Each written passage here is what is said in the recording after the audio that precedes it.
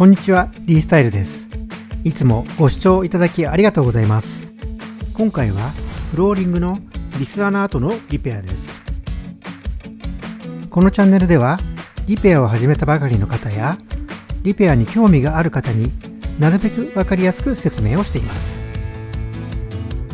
少しでも興味がありましたらチャンネル登録、いいねボタンよろしくお願いいたします。それでは始めてまいりましょう。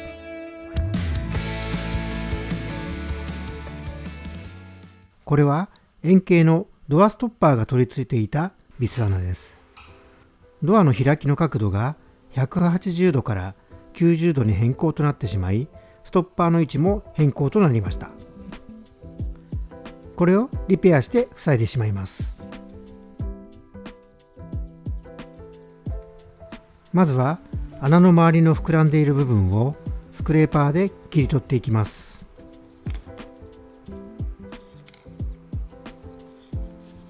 次に彫刻刀で刻みを入れます。傷のあるところに傷を入れると思いがちですが、色をぼかすために大切な作業です。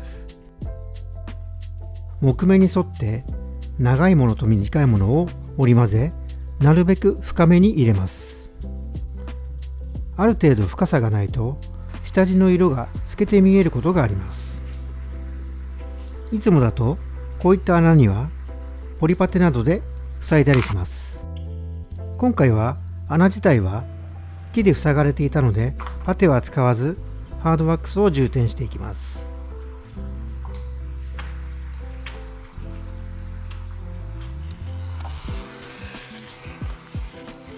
ハードワックスを充填します。ハードワックスは J の164と J の2721番をベースに調色します。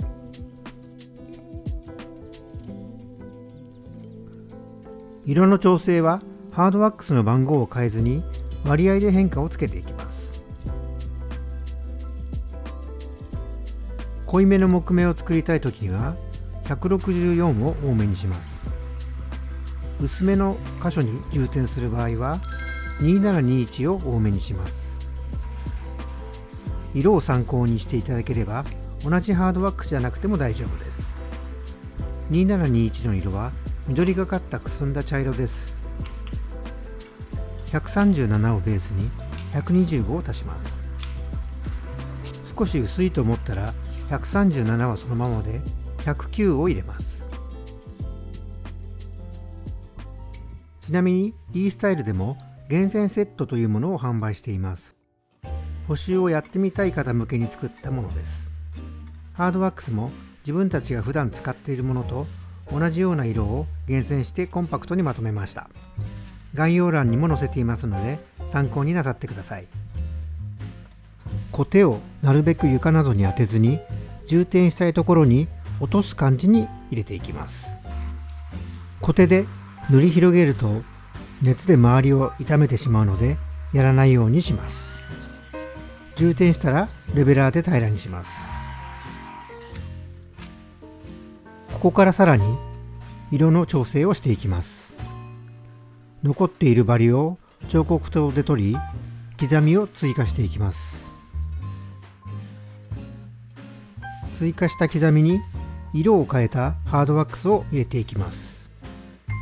ハードワックスで木目を入れていくイメージです。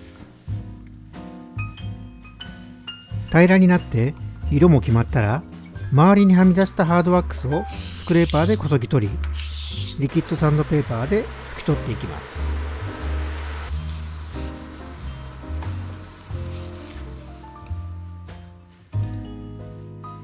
カラーパレットで木目を描き足していきます。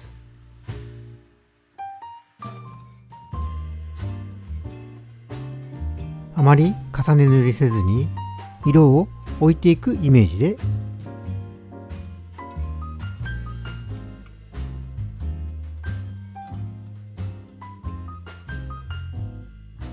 マスキングしてツヤ調整をします。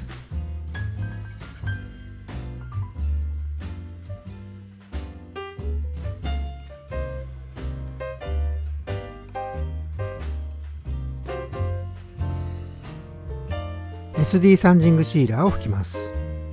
筆目や補修面のわずかな段差を消すためです。ノンブラスプレーを吹きます。SD サンジングシーラーのざらつきを抑えるためです。ここでしっかり乾燥させます。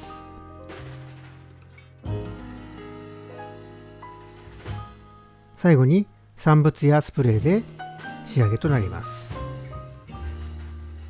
ツヤ調整に使用したスプレーを順番に紹介します。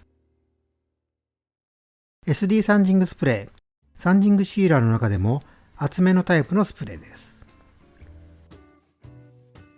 ノンブラスプレーを多めに吹いてサンジングスプレーを溶かしながら平らにさせる狙いもあります。最後にツヤスプレーは3部を使用しています。ここまでの流れでツヤがだいぶ落ちているので3部を使うことが多いです。完成です。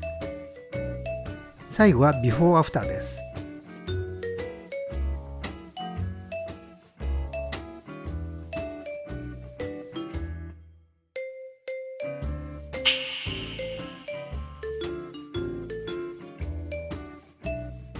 最後までご視聴いただきましてありがとうございました。LINE ではオンライン講習会などの情報を発信しています。詳しくは概要欄をご覧ください。では次回の動画もお楽しみに。ありがとうございました。